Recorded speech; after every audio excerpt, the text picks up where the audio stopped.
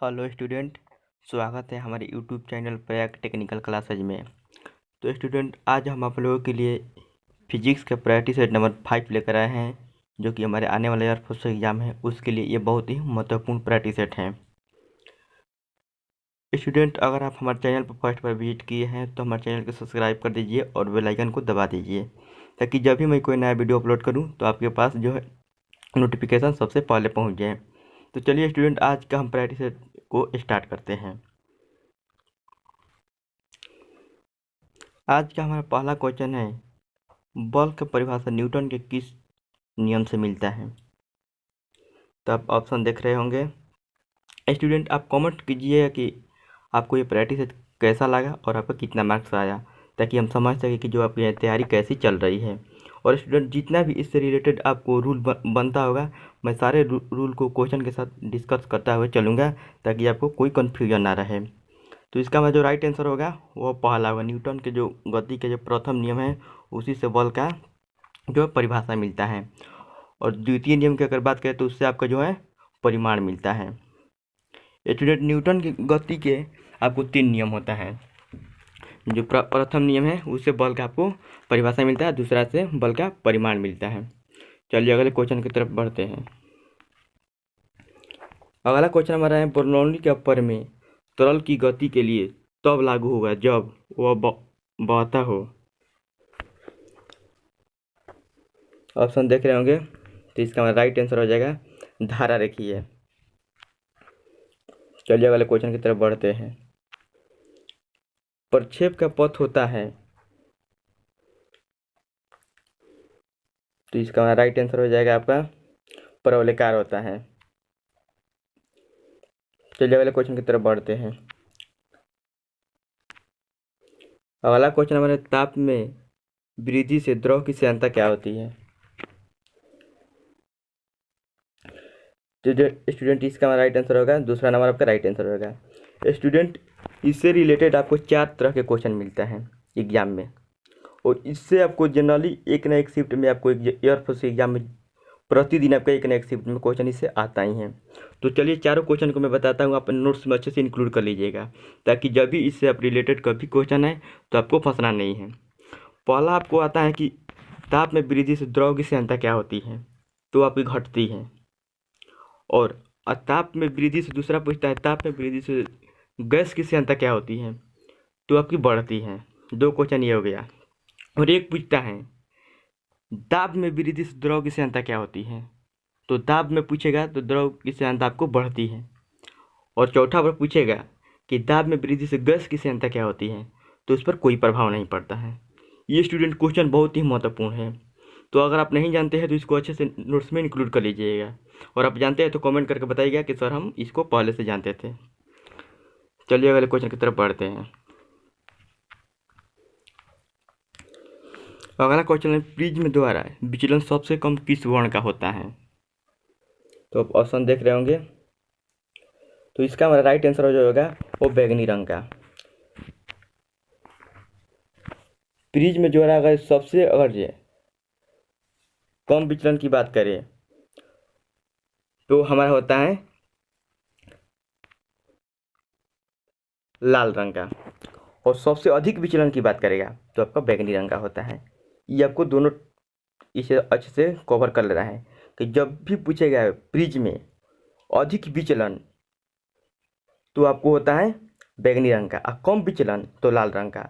और तरंगदैर्घ्य की बात करेगा कि सबसे किसका तरंगदैर्घ्य अधिक होता है, तो लाल रंग का तरंगदैर्घ्य अधिक होगा और बैगनी रंग का तरंगदैर्घ्य कम होता है। चलिए अगले क्वेश्चन की तरफ बढ़ते हैं। अगला क्वेश्चन हमारा है कि अबिंदुता दूर करने के लिए किस लेंस का उपयोग किया जाता है। तो आप ऑप्शन देख रहे होंगे। तो इसका हमारा राइट आंसर हो जाएगा बेलनाकार। स्टूडेंट, नेत्र में जो दोष होता है वो 4 तरह का होता है। चलिए उसको हम बारीकी समझ लेते हैं। एक होता है निकट दृष्टि दोष, जिसको हम दूर करने के लिए अवतल लेंस का उपयोग करते हैं। दूसरा होता है दूरदृष्टि दोष, जिसको हम दूर करने के लिए उत्तल लेंस का उपयोग करते हैं। और तीसरा होता है जरा दृष्टि दोष, जिसको दूर करने के लिए हम बाइफोकल लेंस का उपयोग करते हैं। और चौथा जो हमारा है वो है अबिंदुता, जिसको दूर करने के लिए बेलनाकार लेंस का उपयोग करते हैं। तो स्टूडेंट, इसको आप अच्छे से याद कर लीजिएगा। चलिए अगले क्वेश्चन की तरफ बढ़ते हैं। अगला हमारा क्वेश्चन है, जब कोई तारा पृथ्वी की ओर आता है तो वर्णीय रेखाएं विस्थापित हो जाती हैं। तो ऑप्शन देख रहे होंगे, तो इसका हमारा राइट आंसर होगा नीले की ओर। जब भी कोई तारा पृथ्वी की ओर वर्णी होगी तो विस्थापित जो होगा वो नीले रंग की प्रकाश हो विस्थापित हो जाता है। चलिए अगले क्वेश्चन की तरफ बढ़ते हैं। अगला हमारा क्वेश्चन है कि निर्वात में स्वतंत्रता पूर्वक गिराई जाने वाली सभी पिंडों का समान होता है। तो अब ऑप्शन देख रहे होंगे, तो इसका हमारा राइट आंसर होगा त्वरण। जो निर्वात में जितना भी वस्तु गिरेगा उसको सभी का जो त्वरण होता है वह वो समान होता है। और स्टूडेंट, अगर जो निर्वात में कोई भी अगर भारी वस्तु और एक हल्का वस्तु आप गिराइएगा तो त्वरण समान होने के कारण ही वो दोनों पृथ्वी पर एक साथ पहुँचती है। तो ये आपको अच्छे से इंक्लूड कर लेना है अपने नोट्स में। चलिए अगले क्वेश्चन की तरफ बढ़ते हैं। अगला हमारा क्वेश्चन है, किसी माध्यम में तरंग की चाल 96 मीटर प्रति सेकेंड तथा आवृत्ति 24 हर्ट्ज है तो तरंगदैर्घ्य ज्ञात करना है। तो अब ऑप्शन देख रहे होंगे, तो इसका हमारा राइट आंसर होगा पहला नंबर आपका राइट आंसर होगा। चलिए हम सोल्व करके बताते हैं कि कैसा होता है। भी बराबर आपको होता है एन लैम्डा होता है। तो आपको भी का मान दिया है, यहाँ पर भी का मान दिया आपको 96 दिया है, एन के मान आपको दिया है जो 24 और लैम्डा को मान आपको ज्ञात करना है। तो आप 24 से को डिवाइड कर दीजिएगा तो आपको 4 बार में कर देगा, 4 मीटर आपका जो लैम्डा का मान हो जाएगा। पर आंसर आपका राइट आंसर हो जाएगा। चलिए अगले क्वेश्चन की तरफ बढ़ते हैं। अगला हमारा क्वेश्चन है कि एंड गेट का बूलियन व्यंजक आपको बताना है। तो अब ऑप्शन देख रहे होंगे,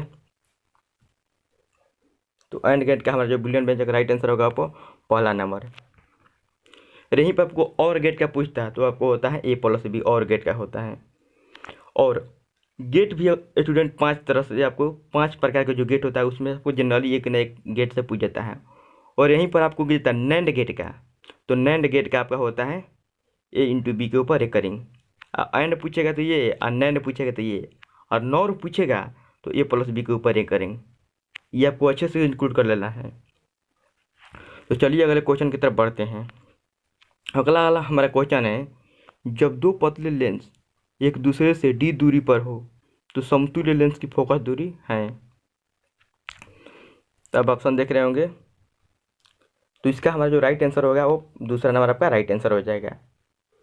चलिए अगले क्वेश्चन की तरफ बढ़ते हैं। अगला हमारा क्वेश्चन है, भू स्थिर उपग्रह का आवर्तकाल होता है। तो अब ऑप्शन देख रहे होंगे, तो इसका हमारा जो राइट आंसर होगा 24 घंटा आपका राइट आंसर हो जाएगा। भू स्थिर उपग्रह होता है, इसका आवर्तकाल आपका 24 घंटे के होता है। चलिए अगले क्वेश्चन की तरफ बढ़ते हैं।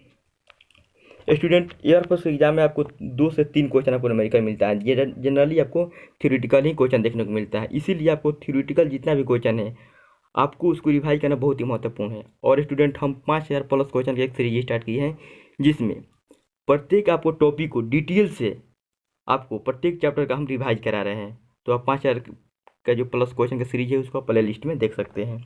चलिए अगला क्वेश्चन की तरफ बढ़ते हैं। अगला क्वेश्चन स्टूडेंट है कि 50 माइक्रोफैराड की एक धारिता को संधारित्र को 10 वोल्ट तक आवेशित किया जाता है तो उसकी ऊर्जा बताना है आपको। तो ऑप्शन देख रहे होंगे, तो चलिए इसको हम सोल्व करके बताते हैं। तो आपको कनेटिक आपकी ऊर्जा संधारित्रों के लिए ऊर्जा का सूत्र होता है 1/2 CV²। तो आपको वैल्यू पुट कर देना है सिंपली। इसको अगर वैल्यू पुट कीजिएगा तो 1/2 सी का मान दिया है 50 माइक्रोफैराड, तो 50 माइक्रोफैराड, इसको 10 के पावर -6 हो जाएगा। क्रॉस में CV², भी का मान आपको 10 दिया है, 10 क्रॉस में 10, तो आपको ये आपको हो जाएगा 25, और ये 25 क्रॉस में 10 के पावर आपका हो जाएगा -2 प्लस -6 प्लस 2 यानी -4। तो 25 क्रॉस में 10 के पावर -4 आपका राइट आंसर हो जाएगा। तीसरा नंबर आपका राइट आंसर हो जाएगा। चलिए अब अपने अगले क्वेश्चन की तरफ बढ़ते हैं। अगला क्वेश्चन है, आपको 1 वेबर बराबर होता है। तो अब ऑप्शन देख रहे होंगे, तो इसका हमारा राइट आंसर होगा, पहला नंबर पर राइट आंसर होगा। एक वेबर बराबर होता है 10 के पावर 4 मैक्सवेल के बराबर होता है। चलिए अगले क्वेश्चन की तरफ बढ़ते हैं। अगला क्वेश्चन आपको ये चित्र दिया हुआ है, इसमें आपको ए और बी के बीच आपको प्रतिरोध ज्ञात करना है। तो चलिए मैं इसको सोल्व करके आपको बताता हूँ क्या कितना आंसर आएगा। तो इसके सबसे पहले आप सीरीज में कर लीजिए, तो ए से बी, एक ये ए हो गया, ये बी हो गया। तो इसको एक लेके जाइएगा तो ए से बी तक जाने में आपको 2 रेजिस्टेंट मिलते हैं। तो एक ये हो गया और एक ये हो गया। इसको आप यहाँ आ गए और इसे चलिएगा तो ये सिर्फ एक मिलेगा। तो 4 ओम 2 हुआ तो आपको 8 ओम हो जाएगा। एक R1 आपका हो जाएगा 8 ओम और R2 हो जाएगा 4 ओम। तो आपको समांतर क्रम ये हो गया। समांतर क्रम चलिए सोल्व करके बताते हैं। तो 1/8 प्लस में 1/4, इसका लघुत्तम निकालेगा तो आपका 8 हो जाएगा।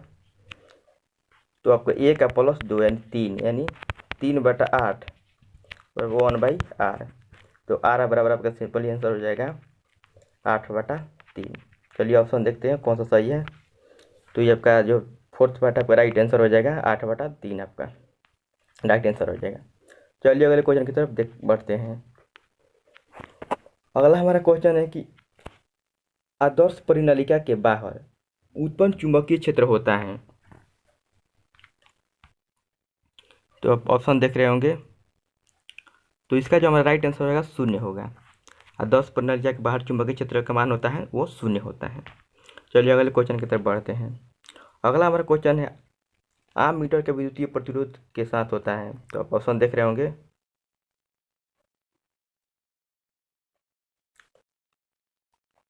तो आममीटर के आपको विद्युतीय प्रतिरोध के साथ आपको श्रेणी क्रम में जोड़ा जाता है और यहीं पर आपको उल्ट मीटर दे देता है तो आपको समांतर क्रम होता है। बट यहाँ पर श्रेणी क्रम है इसीलिए आपको आममीटर है इसलिए श्रेणी क्रम सही होगा। अब वोल्ट मीटर आता है तो आपको समांतर क्रम में विद्युत परिपथ में उसको जोड़ा जाता है, वोल्ट मीटर को, आममीटर को श्रेणी क्रम में जोड़ा जाता है। चलिए अगले क्वेश्चन की तरफ बढ़ते हैं। तो अगला क्वेश्चन आपको पलायन वेग और कक्षीय वेग में आपको बीच आपको संबंध बताना है। तो ऑप्शन देख रहे होंगे स्टूडेंट आप। तो पलायन वेग आप √2 क्रॉस में कक्षीय वेग। तो ये आपका जो राइट आंसर होगा आपको पहला नंबर आपका राइट आंसर हो जाएगा। चलिए अगले क्वेश्चन की तरफ बढ़ते हैं। अगला क्वेश्चन बता निम्नलिखित में से आपको कौन सा सही है आपको। तो ऑप्शन आपको दिया गया है। तो इसमें जो आपका राइट आंसर होगा तीसरा नंबर आपका राइट आंसर हो जाएगा। ये स्टूडेंट ये लेंज का नियम का एक फॉर्मूला है। तो ये आपका राइट आंसर हो जाएगा तीसरा पार्ट। चलिए अगले क्वेश्चन के बढ़ते हैं। अब लेंज का नियम किस पर आधारित है आपको पूछ रहा है आपको अगला क्वेश्चन। तो इसका राइट आंसर होगा दूसरा पार्ट आपका राइट आंसर ऊंचा संरक्षण। स्टूडेंट जनरली आपको एग्जाम में ये क्वेश्चन देखने को मिलता है लेंज का नियम से।